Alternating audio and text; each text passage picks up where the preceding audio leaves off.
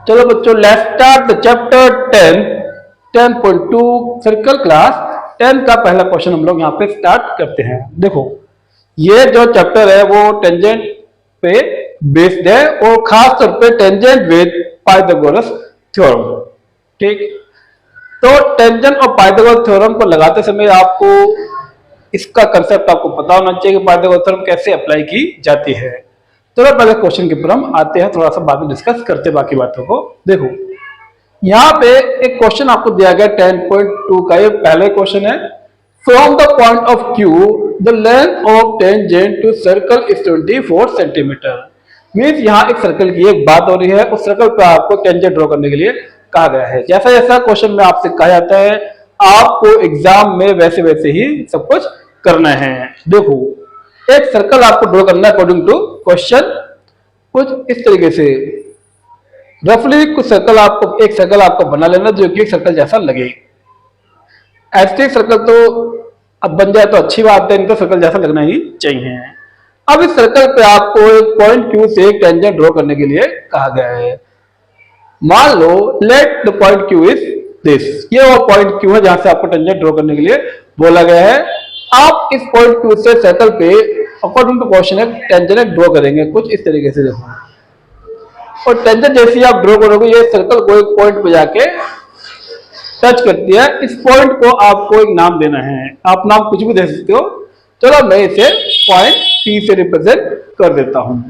और ये जो सर्कल है इसका सेंटर हमेशा आपको O से नोट करना है। देखो, इतना तो आपके क्वेश्चन में बताया गया है, पर आपको यहाँ समझ जाना चाहिए कि आप ये चैप्टर जो है ये थोड़ा सा पाइथागोरस थ्योरम पे और टेंजेंट पे बेस्ड है। टेंजेंट तो बना चुके हैं, तो यहाँ पे एक ट्रायंगल भी आपको मिलना चाहिए।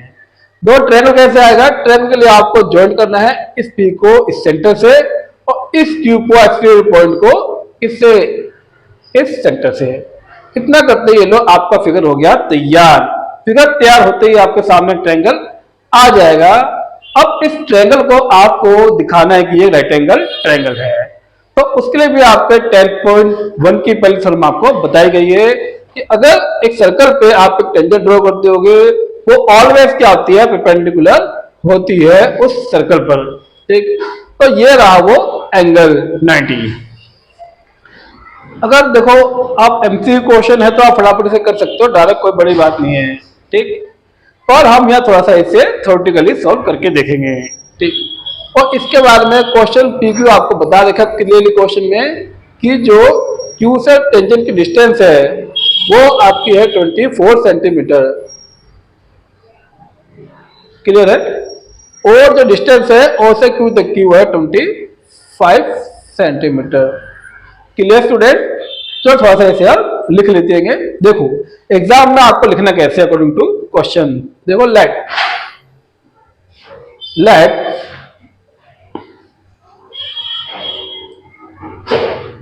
a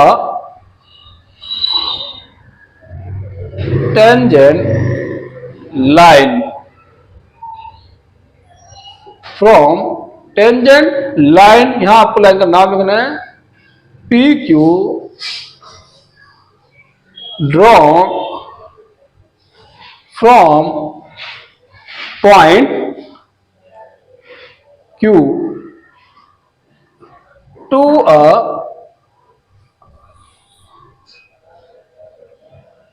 circle with centre O, और सर्कल का जो सेंटर है वो O से नोट किया गया है। क्लियर? इसके बाद आपको बताया गया है कि जो डिस्टेंस है एक्सटीरियर पॉइंट की और इस सेंटर के बीच की वो 25 सेंटीमीटर है। तो इसको आप डायरेक्ट ऐसे लिख भी सकते हो, एंड OQ इक्वल 25 सेंटीमीटर। ये इतना आपको क्वेश्चन में गिवन है और यहीं से आपका क्वेश्चन स्टार्ट होता है। देखो, क्वेश्चन को सोल्व करने के लिए अब आपको यहाँ पे इस ट्रायंगल को 90 डिग्री एंगल दिखाना है, जो कि यहाँ मैं आपको बता चुका हूँ कि पाइथागोरस थ्योरम 10.1 के बेस पे आपको यहाँ एक 90 डिग्री एंगल मिल जाएगा आराम से। तो इसे आपको लिखना भी है। देखो, आपको बताना है कि एंगल OPQ जो है कौन सा एंगल बच्चों? एंगल पी क्यू जो है वो 90 डिग्री का है। अब ये 90 क्यों है, ये आपको यहाँ पे इसका रीजन भी लिखना होगा, क्योंकि ये नोट करते हैं, क्योंकि देखो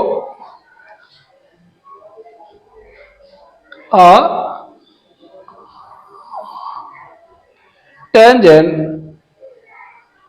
from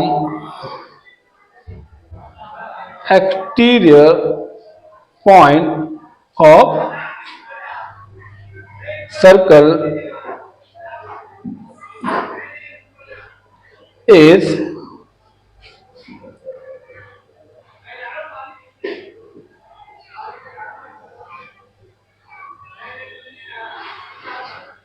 perpendicular to any part of circle। इस डेफिनेशन को आपको थोड़ा सा याद कर लेना कि हाँ पर जब जब आप एंगल 90 शो करोगे एक ट्रायंगल के अंदर, ठीक, वो भी सर्कल से, तब आपको ये वहां पे एक 90 डिग्री एंगल मिल जाता है। आपको इस सर्कल पे एक राइट एंगल आपको मिल जाएगा, इस पे आपको पाइथागोरस थ्योरम अप्लाई करनी होगी। देखो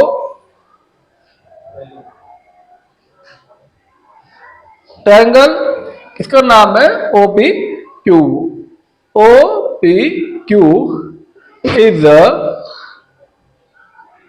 राइट एंगल ट्रायंगल। इसको हम दिखा चुके हैं यहाँ पे एंगल 90 का है, तो राइट एंगल ट्रायंगल आपको मिलेगा। इस राइट एंगल ट्रायंगल पे आपको पाइथागोरस थ्योरम लगानी है। अब आपको पाइथागोरस थ्योरम लगाना थोड़ा सा आना भी चाहिए। कई बच्चे क्या करते हैं, जो मुझे साइड को जहां मुझे डाल देते हैं और आंसर निकाल देते हैं, कैंसर हमारा आंसर तो पता नहीं क्यों गलत आ रहा है। देखो जहां पे भी 90 बनेगा ट्रायंगल में, उन दो साइडों को आपको एक जगह रखना, बस ये इसका मेन रूल है। और तीसरी साइड को आपको दूसरी जगह पे रखना है इक्वल पे। देखो यहाँ पे जो 90 है इस पर दो साइड रहेगी, एक है पी क्यू, एक साइड है यहाँ पे पी क्यू, और उसका आपको स्क्वायर रखना है, प्लस जो दूसरी साइड है रेक्टेंगल के साथ में उसको भी आपको वहीं पे रखना है उसी साइड में। इसका नाम है ओ पी, जो आपको फाइंड करना, जो कि सर्कल की रेडियस को बता रहा है। और सामने इसके आपको क्या रखना है, थर्ड साइड को रखना है, जिसका नाम है क्या, ओ क्यू। O Q. बस अब आपको इस क्वेश्चन में इनकी वैल्यू को पुट कर देना है।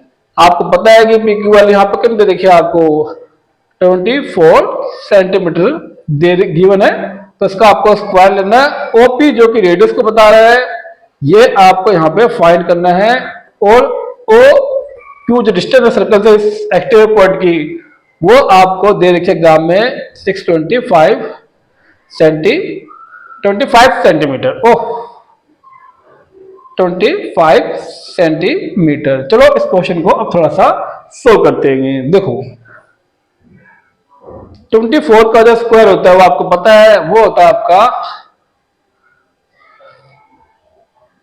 576 सेंटीमीटर स्क्वायर, क्योंकि नंबर का स्क्वायर करो यूनिट का स्क्वायर भी आपको लिखना है। ठीक, नेक्स्ट फिर आपका आता है ओपी, ये आपको ऐसे ही रख देना क्योंकि आप फाइंड कर रहे हो, ये सर्कल की रेडियस भी है। 225 का स्क्वायर जो होता है वो होता है 625 सेंटीमीटर स्क्वायर। इसके बाद ये आपको पता होना चाहिए, जब आप क्वेश्चन को सोल्व करते हैं तो नंबर्स को नंबर के साथ ले जाना होता है, और जो साइड ऑफ निकाल जो उसको अलग जगह पे आपको रखना है। देखो मैं ओपी को फाइंड कर रहा हूं, तो ये तो इसकी लेफ्ट हैंड साइड पर ही रहेगा। ओपी का स्क्वायर, सामने आपके पहले से ही राइट हैंड साइड में क्या लिखा हुआ है, 625 सेंटीमीटर लिखा गया स्क्वायर में। आपको लेफ्ट से जो नंबर है उसको उठा के राइट में लाना है, ये इसका रूल होता करने का बच्चों, सेंटीमीटर स्क्वायर। इसके बाद आप देखोगे कि ये इसमें से माइनस होगा, माइनस करोगे तो आपको मिलेगा 47। ठीक, और ये जो स्क्वायर है ये आके बनेगा इसके स्क्वायर रूट। ऐसे करना होता है ना बच्चों। देखो ओपी बराबर आपको निकाल देना है 49 सेंटीमीटर स्क्वायर, और ये इसका जब आप स्क्वायर रूट निकालोगे तो आपको मिलेगा 7 आपको मिलेगा। ये 49 का स्क्वायर रूट है, और सेंटीमीटर जैसे ही स्क्वायर से बाहर आएगा तो आपको सेंटीमीटर में मिल जाएगा। तो बच्चों आपको दिख रहा है कि आपका आंसर जो है वो आंसर नंबर ए की ओर नोट करता है। तो इसका जो आंसर है वो है आंसर ए 7 सेंटीमीटर। बताओ बच्चों समझ में क्वेश्चन आया या नहीं? उम्मीद तो ये कि आपको आना चाहिए या आ गया होगा, क्योंकि एग्जाम में क्वेश्चन ऐसा नहीं है कि ऐसे ही आ जाए। वो आपसे एग्जाम में हो सकता है कि आपसे डिस्टेंस पूछ ले रेडियस देके, या आपसे लेंथ और टेंजेंट भी पूछ सकता है। आप पूछेगा तो तीनों में से एक ही। तो बच्चों आप प्रैक्टिस कर लेना, मेरा काम है आपको थोड़ा सा कंसेप्ट को बताना। चलो नेक्स्ट क्वेश्चन लेते हैं।